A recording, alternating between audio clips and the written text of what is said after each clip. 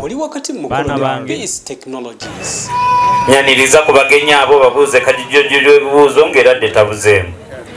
Chance okubalaba abagenyi baffe naffe okubasanga nnyo bannyabo eradde basebo eradde nnyo bannyabo eradde banyabo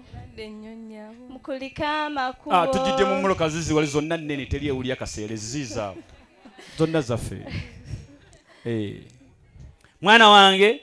Yes, Daddy. mpa brief report abagenyi abo basanze otya bwebanga basaanidde otwegattako nakyo tukimanyi oba tebasaanidde mbaweereze oneeyabula oti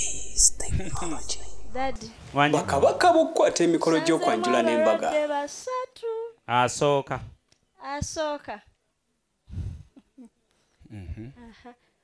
babadde basanyufu obu nabo bulwadde mukikubira engalo ekyo basebo ne bannyabo Dad wangi omulwadde owokubiri tumusanzeemu obulwadde bwa TikTok kati omukoledde ki Daddy tumuwadde internet bundle katya anti omwana bw'aba asomye oli wakati mukolo ne Peace Technologies emukulu kati bando agisa bando kale tunaaguma kakati Daddy omulwadde owokusatu oyo ye kiki kankuwe Dr. Doreen yamanye ebisingawo yes Dr. Doreen ye mulabi yes Daddy hi Dad tuve mu luzungu baluzungiramu buzungizi ate n'essaawa mukaaga zaawiseeko dda kati dokita mpa brief report owokusatu abadde atya wangi nedda tontiisa mwana gwe twala mpola otyo omulwadde owokusatu abadde mulwadde leka naawe taafiire wano tasobola kati okoze otya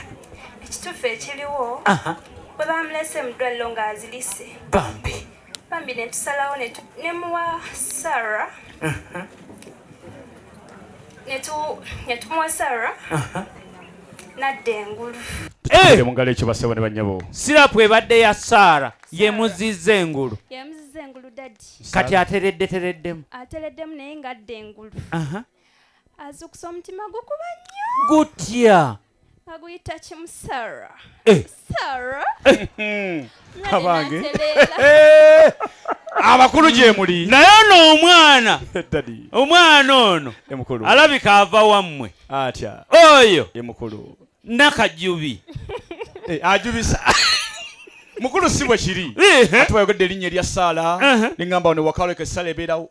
kubanga bentuusa ndaba essala ng'etandisa okukola wano waliwo ekikka mukulu ebyawandiikibwa bitandisa okutambula ntiki bitandisa okutambula eno ewaffe nga bigamba bitya ntegeeza mu Luka 18 ntiki na buli kibuga kye mutuukangamu ne babasembezangawo ne waddadi ng'ozze n'abantu abangi we bati mulyanga buli ebiri ku tebo ngazi apple juice baabitandise dda n'ebiri munda Mukama abiweereyo omukisa naye okwo tekuba kwanguyiriza anti yagamba ennakaki kale abaana bano kambatwale sebo ddali omulungi wanki taata akola obulungi oli wakati mukolo ne Peace omukolo n'atandika Technologies lebekanga bakabaka b'okukwata emikolo gy'okwanjula n'embaga please nkutegeeze ddali bino bijja bigereke